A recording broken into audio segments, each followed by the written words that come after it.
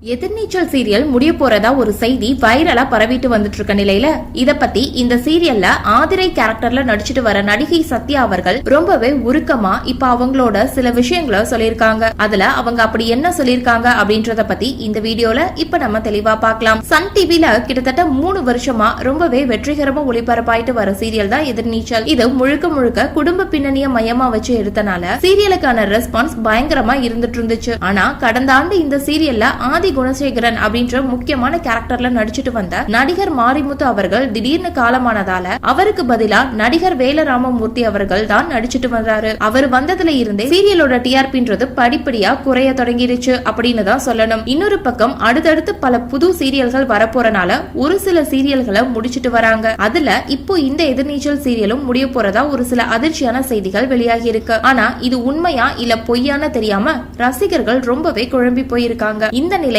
சீரியல்ல one of the ஹீரோயினா நடிச்சிட்டு வர நடிகை சத்யா அவர்கள் அவங்களோட இன்ஸ்டால அக்செப்ட் தட் திங்ஸ் எண்ட் அப்படின்ற ஒரு போஸ்டர் ஷேர் பண்ணிருக்காங்க. அது மட்டும் இல்லாம கூடவே எதிர்நீச்சல் சீரியலோட சில போட்டோஸும் போட்டிருக்காங்க. இத பார்த்துட்டு இப்ப ரசிகர்கள் ஒருவேளை அப்ப எதிர்நீச்சல் சீரியல் முடிய போறது உண்மைதான் போல அப்படின்ற மாதிரி ரொம்பவே சோகத்துல இருந்துட்டு இருக்காங்க. ஆனா எது எப்படி இருந்தாலும் டிஆர்பி கம்மியான காரணத்தினாலலாம் இந்த எதிர்நீச்சல் சீரியலை முடிச்சா கண்டிப்பா யாராலையுமே ஏத்துக்க முடியாது அப்படின்னு தான் சொல்லணும். சோ இந்த வீடியோவை பார்த்துட்டு இருக்க நீங்க நடிகை சத்யா சொல்லிருக்க இந்த விஷயத்த பத்தியும் எதிர்நீச்சல் சீரியல் முடிவுக்கு வந்தா இந்த சீரியலை எவ்வளவு மிஸ் பண்ணுவீங்க அப்படின்ற உங்களுடைய கருத்துக்களையும் கீழே உள்ள கமெண்ட் செக்ஷன்ல ஷேர் பண்ணுங்க. இந்த வீடியோ பிடிச்சிருந்தா லைக் பண்ணுங்க, ஷேர் பண்ணுங்க. மேலும் இது போன்ற பல செய்திகளை தெரிஞ்சுக்க நம்ம சேனலை மறக்காம சப்ஸ்கிரைப் பண்ணுங்க.